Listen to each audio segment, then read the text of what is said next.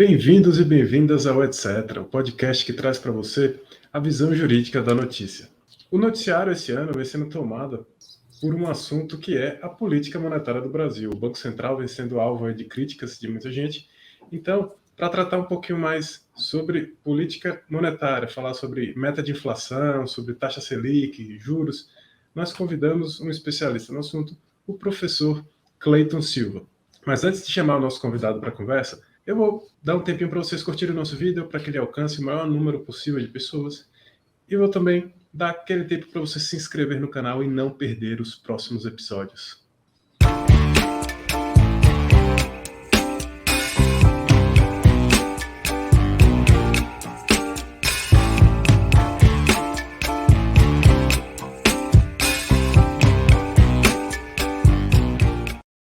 Eu sou o Bruno Damasceno, estou aqui mais uma vez dividindo a bancada do programa com meu amigo Max Bandeira. Fala, Max, tudo certo? Tudo certo, Bruno, bom dia, Cleiton, muito obrigado por aceitar o nosso convite. Eu estava comentando ontem com o Bruno que a mídia brasileira costuma ouvir os dois lados quando a matéria é economia, o lado par e o lado ímpar da Faria Lima. Então, a gente agora vai ouvir um professor super importante nesse debate, que não está localizado nem no lado par nem no lado ímpar da Faria Lima, e que vai trazer uma visão super arejada para nós sobre esse tema tão importante que é a política monetária. Obrigado, professor Cleiton. Bom dia, Max. Bom dia, Bruno. Eu que agradeço estar trocando ideia com vocês. Antes de entrar no nosso assunto, eu vou pedir, professor, a gentileza do senhor se apresentar aí para o pessoal, contar um pouquinho da sua trajetória, para o pessoal conhecer um pouco melhor aí o seu trabalho. Meu nome é Cleiton Silva, eu sou professor de macroeconomia aqui na Universidade Estadual de Feira de Santana, há mais ou menos uns 11, 12 anos. Eu tenho mestrado e doutorado em economia pela Universidade Federal do Paraná e gosto de trocar uma ideia sobre esse assunto que vocês me convidaram para conversar aí, macroeconomia, inflação, política monetária, juros e coisa do tipo. Perfeito. Então, para entrar na nossa pauta de hoje, vamos começar por um tema que a gente ouve muito falar em tripé macroeconômico, mas muita gente não tem precisão do que é que significa isso. Como o senhor pode falar com muito mais propriedade do que a gente, queria perguntar para o senhor o que é esse famoso tripé macroeconômico e qual a importância dele para o país, enfim, para a nossa política monetária. O traço fundamental desse tripé é a responsabilidade fiscal, o outro é o câmbio flutuante. Logo depois do Plano Real, a gente passou por um período ali de 94, meio de 94 até o início de 99, com um câmbio mais administrado. Depois de uma forte crise, a gente fez a transição para um regime de câmbio flutuante, no sentido em que é a oferta e a demanda por dólares que vai determinar o preço do dólar, né? E a outra parte, para completar o tripé, é esse regime de meta de inflação que você citou, que é basicamente o governo estabelece um número ou um intervalo da inflação entre X e Y, e o Banco Central tem que usar dos instrumentos que possuem para perseguir, para entregar para a sociedade aquela meta de inflação, tendo em vista que uma das funções, né, do Banco Central é garantir uma relativa estabilidade do nível de preço. Então, inflação baixa e estável é um dos pontos fundamentais desse tripé macroeconômico, que tem, de alguma forma, trazido alguma macroestabilidade para a economia brasileira depois ali de 1999, depois daquela crise cambial profunda que a gente teve ali de 98 para 99.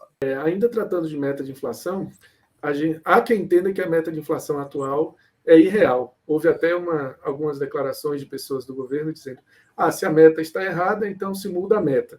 O certo é que, independentemente de mudar a meta que está sendo perseguida no momento, o Conselho Monetário Nacional vai se reunir essa semana, e essa reunião vai fixar a meta para os anos seguintes. Eu queria que o senhor comentasse sobre essa função do Conselho Monetário Nacional que vai ser exercida essa semana, e também que o senhor comentasse se a meta de inflação atual é de fato irreal, faz sentido que o Conselho Monetário Nacional mude a meta agora para esse ano, e, por hipótese, se a meta for mesmo irreal, o Banco Central poderia, por exemplo, perseguir outra meta que não aquela fixada pelo Conselho Monetário Nacional? O centro da meta de inflação para esse ano é 3,25% e para os 2 próximos anos, né, 2024 e 2025, é 3%.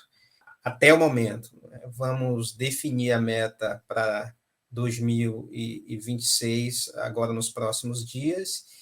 E essa pergunta que você me fez é muito difícil, né? Será que a gente consegue, o Banco Central, né, o governo, consegue entregar no longo prazo, de maneira estável, uma inflação ao redor de 3,25, que é o que está planejado aí para esse ano e para os próximos?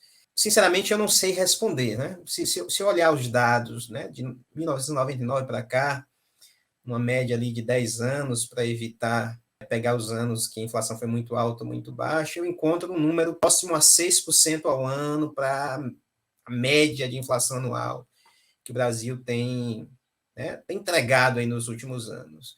Olha, se a média tem sido 6 e eu estou perseguindo 3, alguém pode dizer, pô, a 3 é incompatível com a natureza da economia brasileira, mas eu poderia responder de outra forma, para dizer, olha, a gente foi perto de 6, porque a meta era um pouco mais alta do que o 3 atual, do que o 3,25 atual. Então, será que não seria interessante passar um tempo tentando uma meta mais baixa, não é? Como 3, 3,5, uma meta mais próxima dos países desenvolvidos, para a gente decretar se de fato é inatingível ou não? Não é porque nos últimos 15, 20 anos eu não atingi 3, que eu daqui para frente eu não posso atingir 3. Agora, o ponto importante que eu acho sobre essa discussão de meta é que a gente criou, especialmente o governo, ruídos desnecessários nesses últimos meses. Gritando em alto e bom som que a meta está errada, que tem que aumentar a meta, passa a ideia de que estamos sendo lenientes com a inflação, estamos sendo inflacionistas, que queremos um pouquinho mais de inflação para ter mais desenvolvimento, para ter mais emprego, para ter mais crescimento. Eu acho que não é bem assim que a banda toca. Então, a minha expectativa e também torcida é que essa próxima reunião aí do Conselho Monetário Nacional, eles estabeleçam a meta ao redor de 3 aí para 2026, e isso, eu creio, vai fazer muito bem para as expectativas de inflação, para o preço de ativos, para o ambiente macroeconômico, e isso vai dar uma segurança para a autoridade monetária baixar os juros na velocidade adequada e os juros ficar baixos de maneira sustentável em 2026, 2027. Boa parte da crítica que a gente ouve hoje em dia em relação à atuação do Banco Central diz respeito à taxa básica de juros, né? A taxa Selic, que seria hoje o principal instrumento de política monetária à disposição do Banco Central para tentar controlar a inflação. De uns 2 anos para cá, de 2021 para cá, a gente viveu períodos em que a gente teve uma Selic de 2% ao ano, que foi o patamar mais baixo da história, e hoje a gente volta a uma Selic mais alta de 13,75% ao ano. Todo esse contexto gera essa discussão, as pessoas não entendem exatamente o que seria a taxa Selic, como ela chegou a um patamar tão baixo e hoje por que ela estaria no patamar tão alto. Então, para os nossos espectadores tirarem essas dúvidas e terem uma compreensão melhor, eu ia pedir para o senhor explicar, professor, o que é então essa taxa Selic, né? Por que ela é um instrumento tão importante para o controle da inflação e por que, na verdade, existe essa variação, como ela chega a 2% e pouco tempo depois ela volta a um patamar de 13,75%. Então, essa taxa é um instrumento que o Banco Central tem para estimular ou desestimular a economia para ele alcançar o objetivo dele, que é entregar a inflação ao redor da meta, ao redor do centro da meta. Então, o ponto é, quando há pressões inflacionárias significativas, a economia está muito aquecida, o Banco Central ele joga esse juro para cima, e o contrário também é verdadeiro, quando a perspectiva de crescimento baixo ou negativo, de recessão, de inflação é baixa, mais baixa do que a meta para o futuro, né, um ano e meio, ele vai lá e baixa a taxa de juros para tentar empurrar a economia, dar um gás na economia. Então foi basicamente isso, esse contexto de crescimento negativo, recessão, muita incerteza e também perspectiva de inflação baixa, que fez, lá em 2020, 2021, o Banco Central jogar os juros para 2% ao ano, de maneira extraordinária. Olhando com as informações que a gente tem hoje, a gente vai dizer, pô, o juro foi baixo demais. Até as próprias pessoas que estavam lá tomando decisão, quando vai olhar hoje, pô, joguei o juro lá em 2, olha que merda a gente fez. Mas, eu me colocando no lugar das pessoas que estavam lá tomando aquela decisão naquele momento de alta incerteza, um monte de gente morrendo todo dia, e a economia com a perspectiva de cair 5% no ano ou mais, e, porra, é difícil não ter jogado um juro em 2 ou algo perto de 2. Quer dizer, se eu tivesse lá, eu ia errar também, já que isso foi um erro. Né? Podia errar até mais, jogando abaixo de 2, ou tensionando para jogar abaixo de 2. Então, o contrário também é verdadeiro, a economia passou a crescer mais do que esperado, a pressão de inflação foi mais forte do que a gente esperava lá atrás, antes da abertura, antes das vacinas, e aí a gente, não só o Brasil, o mundo todo, teve que correr atrás do prejuízo e fazer o inverso, jogar o juro para cima. A gente jogou mais rápido, inclusive, que a maior parte das economias desenvolvidas, e foi uma porrada grande, de 2 para quase 14, como você citou muito bem aí. A intenção é justamente essa. Já que agora a expectativa de inflação é puxada, está incomodando, vamos tentar colocar as coisas em ordem, e para colocar as coisas em ordem tem que se fazer alguma maldade, a maldade é essa, jogar o juro para cima, para encarecer crédito, para dificultar o consumo de bens duráveis, dificultar o investimento das empresas, dificultar a vida das empresas que estão alavancadas, que precisam de capital de terceiros para fazer seus investimentos, e com isso fazer com a inflação de 2024, 2025 volte para o nível próximo da meta. Então, a ideia é basicamente essa. O Banco Central faz maldade quando a perspectiva de inflação é para cima, incomoda, e ele faz bondade quando o inverso acontece, a economia está em recessão e a perspectiva de inflação é mais baixa. Pegando o gancho aí na resposta do senhor, como você comentou, essa mudança na taxa de juros não é algo eminentemente teórico, a gente tem repercussões práticas no dia a dia das pessoas.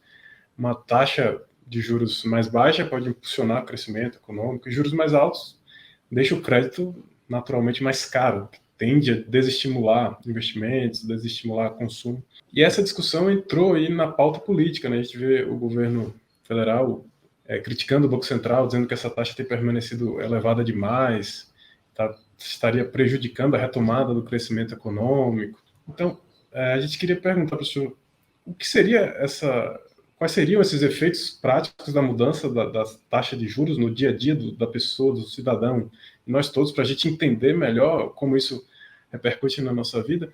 E queria também saber do senhor qual é a sua leitura, assim, quando essa discussão entra na política, o que é que se perde aí, o que é que se ganha com essa discussão?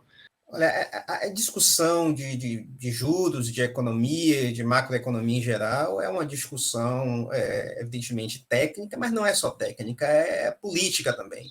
Então, assim, a economia está longe de ser uma ciência exata, então as coisas elas dependem muito da nossa visão de mundo e do nosso palpite subjetivo de como é que o mundo está rodando e como é que o mundo vai rodar no ano que vem e em 2025. Então, é legítimo e é normal nas economias desenvolvidas também, isso é normal, ter essa discussão mais ampla sobre a política de juros. Esse é um ponto. Outra parte da pergunta, você me pergunta como é que isso chega nas pessoas, né? Por várias formas, vários canais. Eu citei o crédito, por exemplo, os bancos que concedem crédito às famílias e empresas, eles têm dificuldade de bater suas metas quando os juros é mais alto, porque a prestação é maior, as pessoas pensam 2 vezes antes de contratar o crédito para comprar, né, automóveis, bens duráveis, comprar imóveis, que o seja. Então, é um efeito direto nessa parte do crédito, mas não só, né? O preço dos ativos, quando os juros sobem ou caem, eles são naturalmente afetados, o preço do dólar também, que chamamos na economia de taxa de câmbio, as próprias expectativas dos investidores, expectativa dos empresários, das famílias. Pô, eu vou poupar um pouco mais e deixar para consumir no futuro, ou vou consumir logo hoje? Pô, eu olho juros, as pessoas olham, consciente ou inconscientemente, elas vão olhar. Então, através desses canais, né, os economistas vão chamar de canais de transmissão da política monetária, isso vai chegar no dia a dia, que é o consumo das famílias.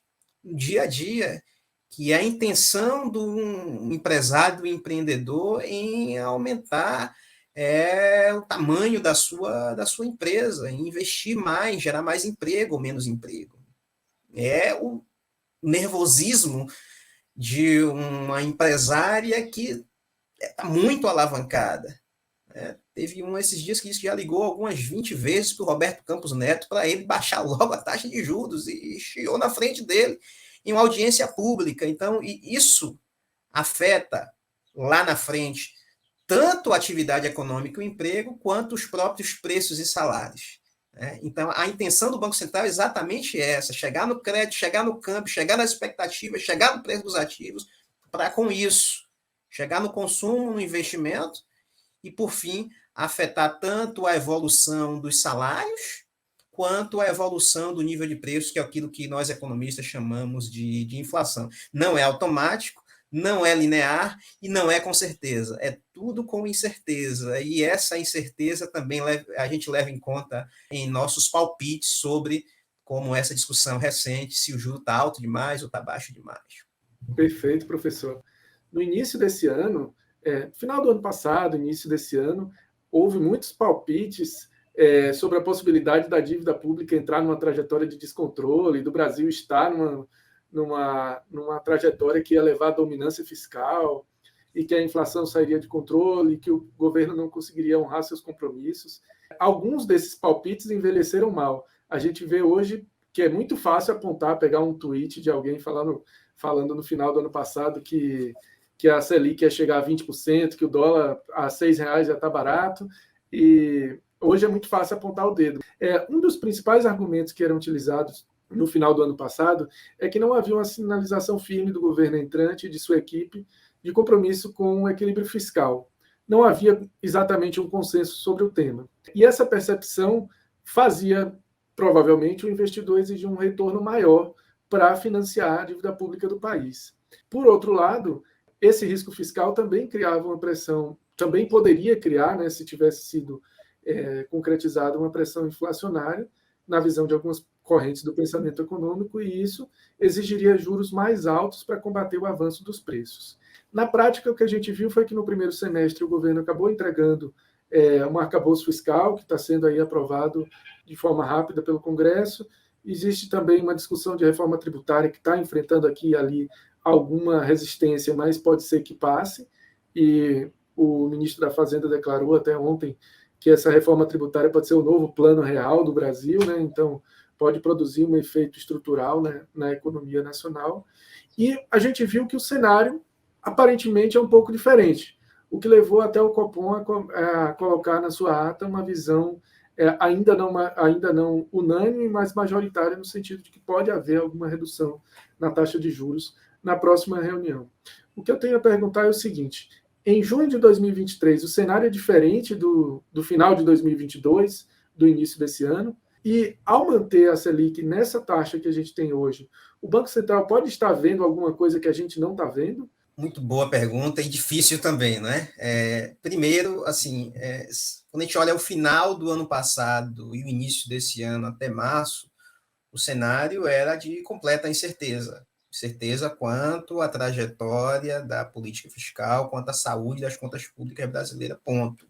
E esse cenário de muita incerteza, evidentemente, afetou o preço de todos os ativos, né? Quanto é que estava o dólar, quanto é que estava o risco país, quanto é que estava o preço das ações brasileiras negociadas em bolsa, quanto é que estava contratado o crescimento do PIB esperado para aquela época. Porém, né, com a postura do governo em mostrar responsabilidade fiscal, é uma parte importante do tripé, né, e o arcabouço mostrou isso em alguma medida, as coisas melhoraram, e melhoraram muito daqui para lá. Então, a ideia é, olha, antes a gente estava pensando que o governo ia chutar o pau, ia gastar como não se houvesse amanhã, não ia pensar em equilibrar as contas públicas, e a dívida pública ia explodir, e a gente ia virar uma Argentina, quiçá uma Venezuela, ponto.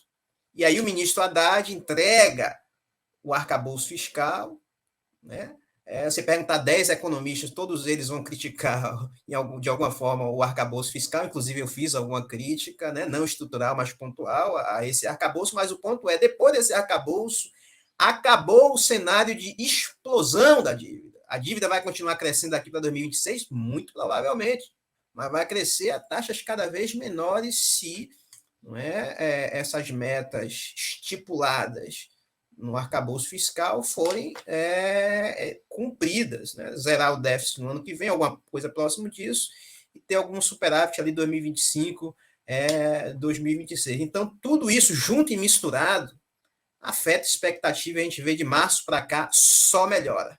Onde, Cleiton? Risco país desabou. Se você olhar a expectativa de crescimento do PIB, não só por isso, mas por isso também, aumentou significativamente do final do ano passado para agora. Se você olhar os juros reais, não aquele juro que o Banco Central determina e escolhe, mas aquele juro de mercado que a gente vê nos títulos públicos, no título da dívida brasileira, chegou a 6,5%, um pouco mais, os juros das NTNBs longas, caiu significativamente desde o anúncio desse arcabouço fiscal, a bolsa subiu mais de 20%, mais ou menos, o dólar estava rodando a 5 e pouco, hoje é 4,70 e pouco, a expectativa de inflação, tanto para 2023, quanto para 2024, quanto para 2025, caíram, a agência de risco internacional mudou a perspectiva de nota de crédito do Brasil, então as coisas melhoraram muito e aquele cenário catastrófico, eu chamo de apocalíptico, que muita gente, inclusive alguns colegas de profissão, desenharam no final do ano passado, início desse ano, caiu por terra. É a salvação do Brasil, ainda não, tem muito trabalho pela frente, o ministro Haddad sabe disso, o presidente do Banco Central sabe disso, o jogo ainda não está ganho. Sobre a sua pergunta de juros, é bem possível que a gente poderia estar com um juro um pouquinho menor agora, sem uma instabilidade macroeconômica, mas eu entendo lá da autoridade monetária está sendo prudente, quer baixar de maneira sustentável, quer entregar a inflação na meta em 2024, 2025. Entregar a inflação na meta é muito importante para o Brasil, é importante para a consolidação da estabilidade macroeconômica, não vai ganhar o nosso jogo, não, mas vai criar as pré-condições para que, no longo prazo, a gente possa crescer sustentadamente, gerando emprego, melhorando a vida das pessoas. Aproveitando agora essa deixa que o senhor mencionou sobre a tolerância do Banco Central e a temperança do Banco Central, o que tem gerado nessa persistência, essa insistência em manter a taxa de juros até o momento, desde o início do ano, nos patamares atuais, eu vou trazer para o senhor só um estudo que menciona que se a taxa fosse 0,25 pontos percentuais menor, desde maio, o Tesouro economizaria 6 bilhões de reais em 12 meses. Extrapolando isso, se a gente tivesse uma taxa de juros 4 pontos percentuais menor do que o que a gente tem hoje, a gente teria uma economia anual de 100 bilhões de reais, que é o tamanho do novo arcabouço fiscal. Ou seja, de alguma forma, ao manter a taxa de juros alta, o Banco Central atrapalha o governo em cumprir as suas metas fiscais, porque, afinal, o gasto com juros é também um gasto que vai faltar em outra ponta. Não quero dizer com isso que o Banco Central deva baixar os juros para zero, mas eu queria pedir um comentário do senhor a respeito dessa responsabilidade que o Banco Central pode ter também em baratear o custo da dívida do governo. Não sei se a gente pode tratar dessa forma. Quanto maior os juros, não é? Tudo mais constante, quanto maior o juro real, é mais difícil estabilizar a dívida. A dívida ela tende a crescer mais velozmente. Mas o ponto é, olha, juro alto demais atrapalha, mas baixo demais também atrapalha. Qual é o ótimo? Ninguém sabe. Alguns vão dizer, 12 agora estava legal. Outros vão dizer, não, só 14 que estava legal. Por que baixo demais também atrapalha? Eu posso economizar alguns bilhões, como você citou aí, em pagamento de encargo da dívida. Mas se eu perder as rédeas da inflação em 2024, 2025, 2026, e aí? Eu não vou ter que jogar o juro para cima de novo? E aquilo que eu economizei agora eu vou ter que não economizar lá na frente? Então, assim, não existe resposta fácil para isso. De mais é ruim, de menos também é ruim. Qual é o bom? O bom é aquele que deixa a inflação futura na meta, ancorada na meta. Infelizmente, a inflação de 24, de 25 está acima da meta. Muito por conta desse barulho que eu acho desnecessário que foi feito em termos de dizer que a meta tem que ser aumentada logo, a meta está errada e que tem que aumentar a meta de qualquer jeito, que eu até acho que não vou aumentar. Tá? na reunião aqui daqui a 3 dias. Então, não há resposta fácil para isso. É possível que houve algum erro lá atrás, quando baixamos o juro demais, e agora, para compensar aquele erro de trás, fomos muito agressivos agora, mas decretar mesmo que estamos errando nesse momento, a gente só vai poder falar lá na frente se a inflação de 25, 26 ficar abaixo da meta. Aí sim a gente vai dizer, porra, o Banco Central lá atrás, em 2022, 2023, foi muito duro, muito agressivo, pegou pesado demais, tanto que a inflação veio abaixo da meta. Isso a gente não pode afirmar agora, mas no futuro a gente vai poder dar esse parecer mais rigoroso. Quando a gente fala de Banco Central hoje em dia, a gente esbarra numa questão que está na mídia e acabou virando discussão fanática. E essa questão é da autonomia do Banco Central. Então, para a gente poder dar fundamento a esse tipo de discussão, para não ficar só no a favor ou contra, porque eu não gosto de você, eu não gosto de quem está no poder, a gente queria perguntar, professor, o que significa essa independência ou autonomia e por que ela seria importante ou não para a política monetária brasileira? Olha, eu chamo de autonomia, né? E a parte mais importante dessa autonomia é a questão dos mandatos fixos, né? Que é recente, é do ano passado, ano retrasado, a lei da autonomia do Banco Central. Então, tanto o presidente quanto os diretores, eles têm mandato fixo.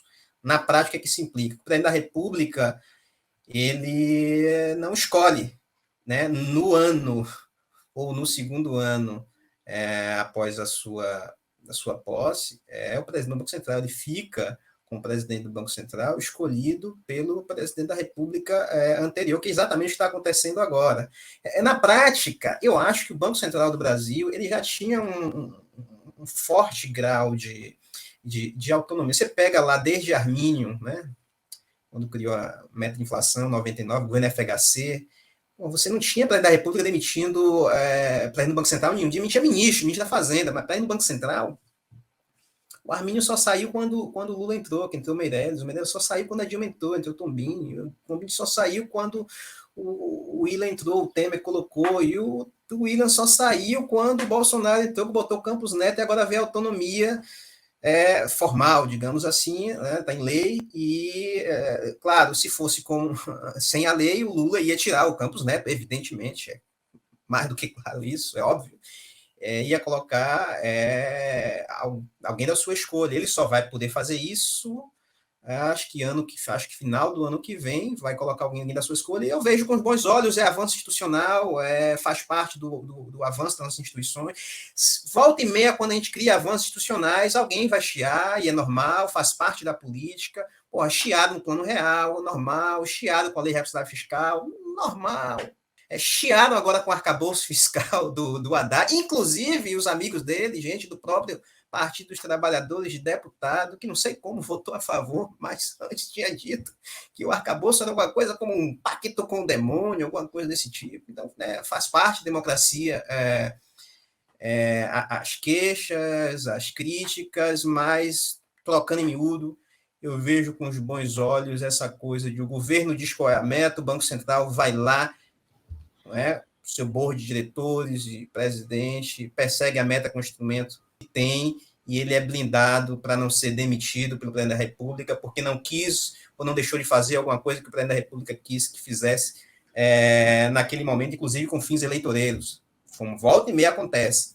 Por que foi que o presidente da Petrobras e alguns outros presidentes caíram em anos recentes? Porque não fez o que o Bolsonaro quis, ponto.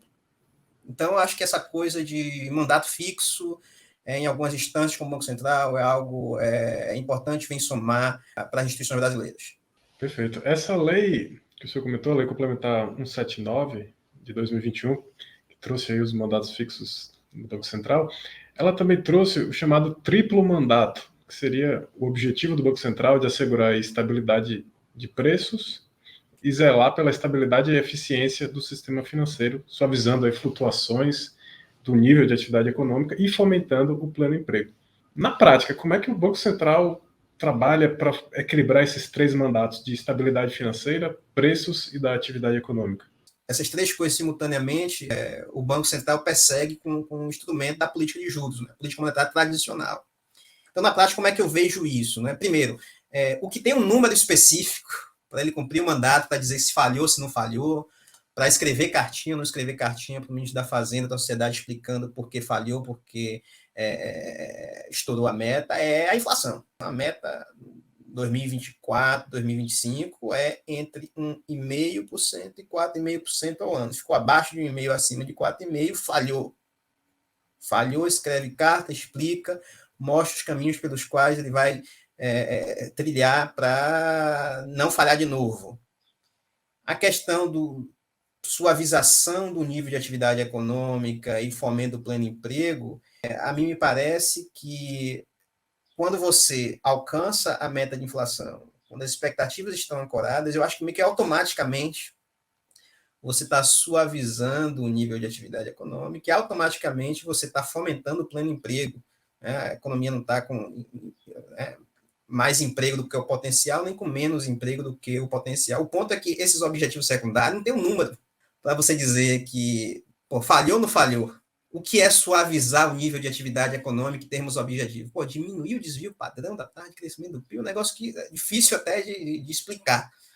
E sobre o pleno emprego também, os economistas vão discutir qual é o nível ótimo, não é o nível ótimo, é o nível de desemprego compatível com uma inflação estável. É 8 ou é 9? Nem os economistas sabem direito esse número, que é um número não observável, aquele taxa de desemprego que o IBGE entrega para a gente trimestralmente. Então, na minha avaliação, essa parte de estabilidade de preço, que na prática é inflação baixa estável, que tem um número, e suavização do nível de atividade mais pleno emprego, estão interligados, mas no fundo, que o Banco Central está mirando a meta de inflação, porque é o que tem um número, é o que tem um objetivo numérico para ele perseguir. As outras coisas, os dois objetivos secundários, vêm meio que automaticamente. E ele não tem que prestar contas, ele apenas escreve depois da vírgula, dizer, sem prejuízos aos objetivos secundários de minimizar a suavização da atividade econômica e fomentar o pleno emprego. É mais para copiar ali o texto da lei. Falando sobre essa relação entre emprego e inflação, a gente lembra daquela equivalência de Phillips, né? E sobre isso é super interessante, porque a gente tem o Banco Central vira e mexe discutindo aí sobre desemprego e falando, mas a taxa de desemprego está dentro do ideal. A gente deve sempre pensar, está ideal para quem tem emprego, né? Para quem não tem emprego, a taxa de desemprego nunca está ideal. Pensando nisso, a gente pode trazer o assunto da prestação de contas, né? Com grandes poderes, por exemplo, que decorrem da autonomia do Banco Central, vêm grandes responsabilidades.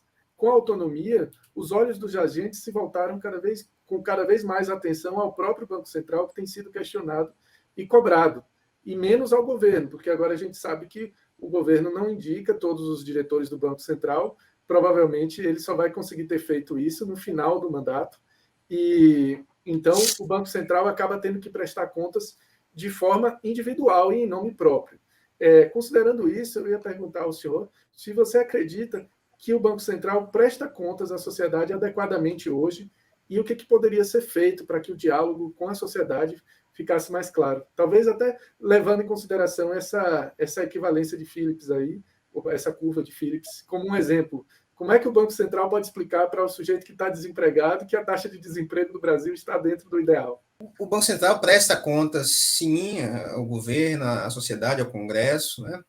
Ele publica trimestralmente o relatório de inflação, todas as atas das reuniões do Comitê de Política Monetária, por exemplo, elas são publicadas online. O presidente do Banco Central vai periodicamente para o Congresso explicar como é que está andando a estabilidade financeira, como é que está andando a estabilidade do nível de preço para o Senado. Então, ele presta conta, sim. A pergunta dá para melhorar? Acho que sempre dá. Eu acho que um desafio grande, não só o Banco Central, mas inclusive para o Executivo, o Legislativo, é estar se comunicando mais diretamente com a sociedade, com uma linguagem que a sociedade compreenda, e isso não é uma coisa fácil, e é preciso investir nisso, né? Inclusive com o uso de redes sociais, né, para ter um canal direto de comunicação com o público. Dá para melhorar? Dá. Desafio grande é esse. É falar diretamente com o público e com a linguagem que o público entenda um tema que também é técnico e muito técnico. Se você falar em banco sem três, estrito para o povão, não vai entender nada, né? Então, esse é o grande desafio, é preciso investir nisso, e eu tenho certeza que tem gente lá dentro pensando nisso e bolando projetos para melhorar e ampliar o nível de comunicação, de prestação de contas com a sociedade brasileira. Como conversa boa passa rápido, a gente chegou aqui no nosso tempo. Queríamos agradecer ao professor, mas antes de passarmos para o encerramento, vamos chamar a vinheta para o nosso último bloco, que é o bloco das indicações culturais da semana.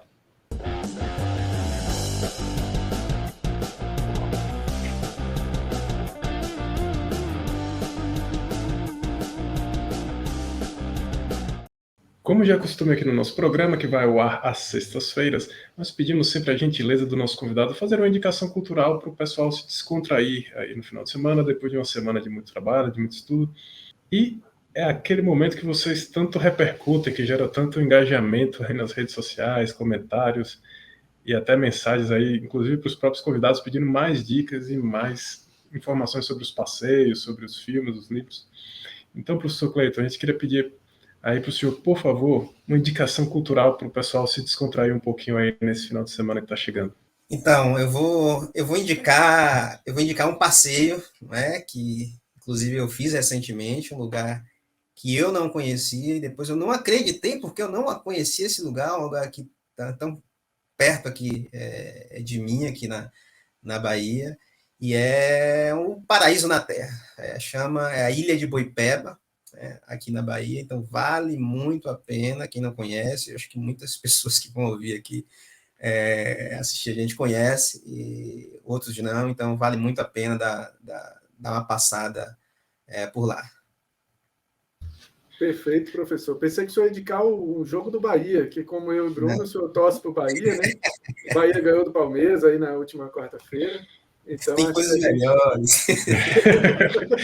E eu aqui confesso o meu pecado, apesar de ser de Salvador, nascido e criado na Bahia, não conheço o Boipeba. É um negócio que agora fica mais ainda com a vontade, com a missão de ir lá. Max conhece, Max? Eu conheço Boipeba, aliás, desde criança eu ia para lá antes de chegar a energia elétrica. Lá tem um lugar chamado Cabana do Guido. Isso, Guido, lá não tinha energia elétrica, inclusive chegou aí de uns 15 anos para cá. Mas, inclusive, já fui para lá também recentemente. Gosto bastante e reitero aí a indicação do nosso convidado, professor. E fica também já o nosso muito obrigado para o professor Cleiton, e com certeza a gente vai convidá-lo mais uma vez para comentar aqui temas macroeconômicos, inclusive os temas que têm sido recentemente pesquisados também pelo professor Cleiton. Eu que acompanho o professor nas redes sociais, tenho visto também muitos comentários sobre teoria do portfólio e sobre carteiras, comentários muito abalizados e muito além do nível que a gente costuma encontrar aí em termos de influenciadores digitais de finanças. Então, até tenho encorajado o professor Cleiton aí a se tornar um desses influenciadores. E esse tema é super relevante, até porque a gente ficou sabendo que, na semana passada, faleceu o professor Markowitz, um dos grandes nomes aí da teoria do portfólio moderna. Então, fica aí nossa homenagem ao professor Markowitz e nosso agradecimento ao professor Cleiton pela participação no nosso programa. Muito obrigado também, professor, por acreditar no projeto. A gente já não tem tanto tempo ainda de podcast, vai completar agora aí 5 ou 6 meses, mas a nossa audiência fica muito contente quando tem explicações didáticas e com tanta qualidade como é que o senhor trouxe hoje aqui para a gente. Obrigado, Max, Bruno. Prazer enorme estar conhecendo vocês e participando desse projeto. É muito interessante. Um grande abraço. Eu queria deixar também nosso agradecimento para os nossos espectadores que estão aí toda semana com a gente, acompanhando aqui pelo YouTube, nos escutando no Deezer, no Spotify e nas outras plataformas de áudio que você tem à sua disposição. Fica o nosso agradecimento também. Um abraço e até sexta-feira que vem.